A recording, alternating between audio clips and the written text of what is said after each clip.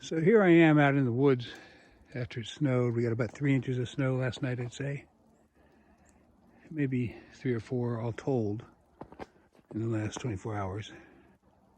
And I'm by this really pretty stream. It's not making a lot of noise, but every now and then some snow will fall from a tree down and it makes a nice kerplunk. It's nice. But if you listen to the background, listen to what you hear.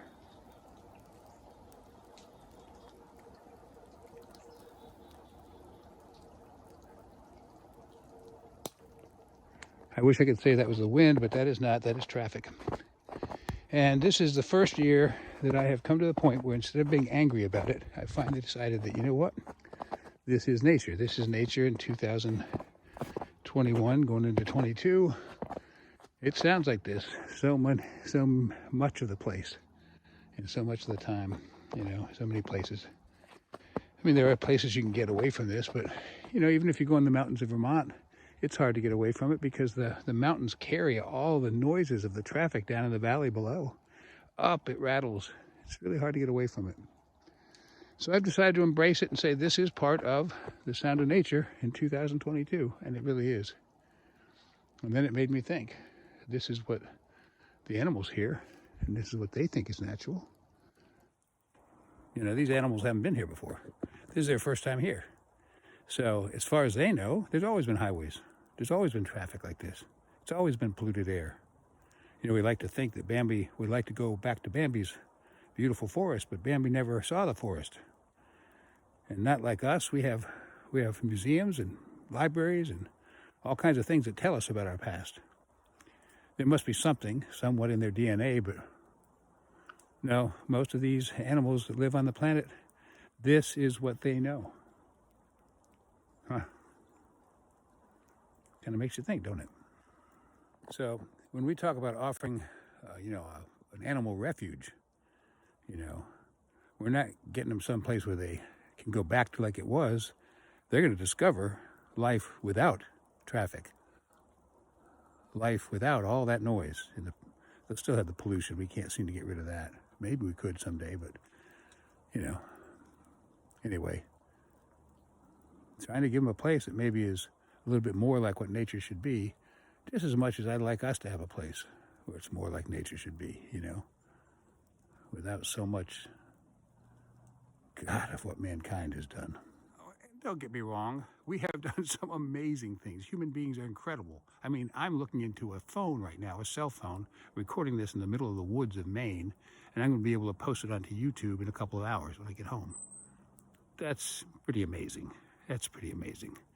So yeah, we're capable of doing great stuff, but boy, have we done some stupid shit to this planet and to each other. We got to stop. We just got to stop.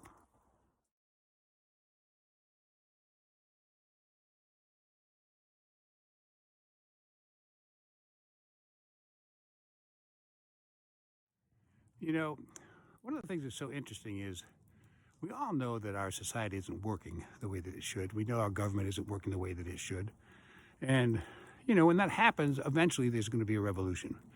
And revolutions throughout history have been horrible. They've been terrible. I mean, they might result in some good things, but they don't have to be horrible. You know, all a revolution is a turning. That's all it means, a revolution, you turn. And the fact that we hold on to something that isn't working for so long, that's why our revolutions are violent, because those that hold the power of something that isn't working won't change. And if we just admit, all right, a revolution is coming, it always is, it comes as part of life, then let's think about how we can welcome it, how we can make that revolution be something we want it to be. It's just a turning. Why don't we do the turning ourselves rather than let it build into a fire that just destroys us? You know? And when you think about that, what is it we want to turn towards?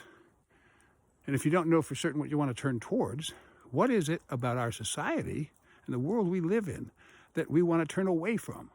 You know, for me, I want to turn towards nature and away from the machine world that we live in. you know.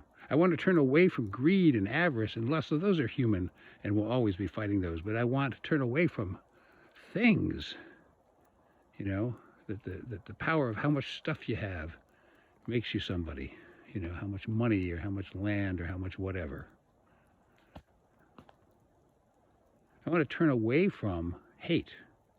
I want to turn away from this crazy political situation we're in and turn into something that is, you know, that gives equity, that we share the planet, we share the resources. No one owns this. No one has a right to any of it. But here we are. So let's share it. Let's share the resources in a way that works for all of us. Not so that some of us get a better deal than others, you know? But there's going to be a revolution. There always has been, there always will be. It's just how life is. It's nature. It changes.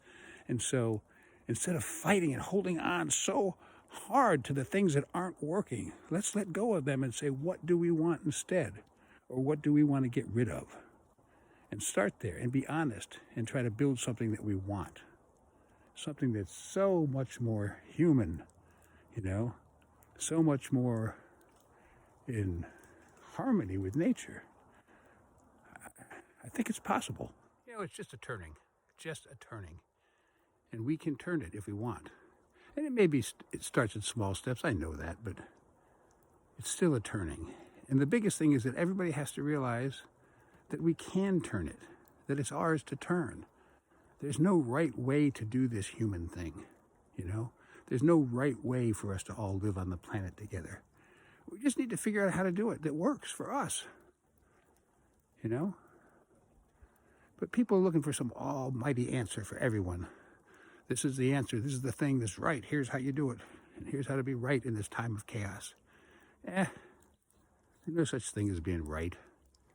We just do it how we see fit, the best we see fit. Yeah, well, it's really beautiful out here in the woods.